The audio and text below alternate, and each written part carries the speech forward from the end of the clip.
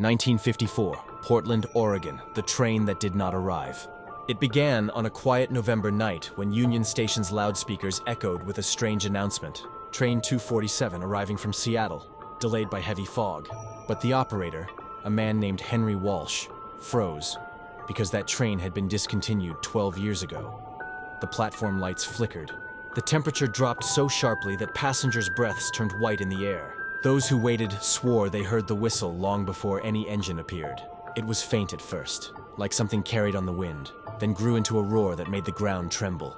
A spectral headlight broke through the fog, blindingly bright. But when it reached the station, the platform remained empty. No wheels screeched, no steel clattered. Only the faint vibration of passing cars that were not there. Henry's radio crackled, broadcasting static laced with distant voices. He swore he heard the conductor's call, "Next stop, Portland," before it faded into silence. The lights stabilized, the sound vanished, and the waiting passengers were left trembling, unsure if they had seen anything real at all. The next morning, a single ticket was found on the counter. It was stamped Train 247, dated November 13, 1942, and signed by a passenger named Margaret Ellison. No one on staff recognized the name, but old records showed something chilling. Train 247 had vanished during a heavy storm between Seattle and Portland that same night in 1942. The engine and all 16 passengers were never found. For years, stories of the phantom train circulated. Some claimed they saw its headlight flashing through the trees near the Columbia River tracks. Others heard its whistle at midnight, echoing across the Willamette like a cry from another time. Railroad workers refused to take the night shift after one engineer saw figures standing inside.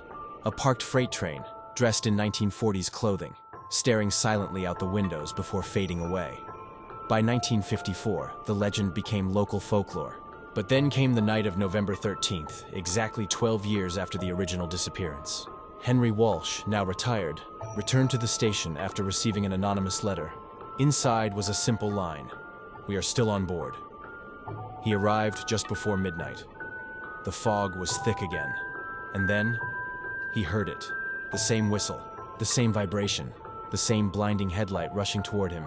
Henry stepped onto the platform, clutching his old conductor's watch, and watched as the shape of a train shimmered into being.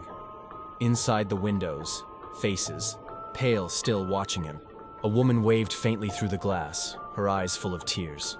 The name on her lapel, Margaret Ellison. Moments later, the train screamed past without touching the rails. Henry fell to his knees as the sound of wheels vanished into silence once again. When police found him the next morning, he was pale but alive, muttering that they had tried to come home, that they had been lost in time, and that next year, on the same night, the train would return again to finish its route. Historians later uncovered a disturbing note from the original 1942 disaster.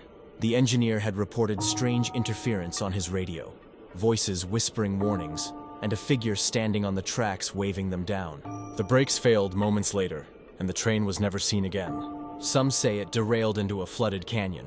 Others believe it entered some kind of time slip caused by a geomagnetic storm that night. Whatever the truth, locals still gather every November 13th near Union Station. Some bring lanterns, some recorders, hoping to hear the whistle once more.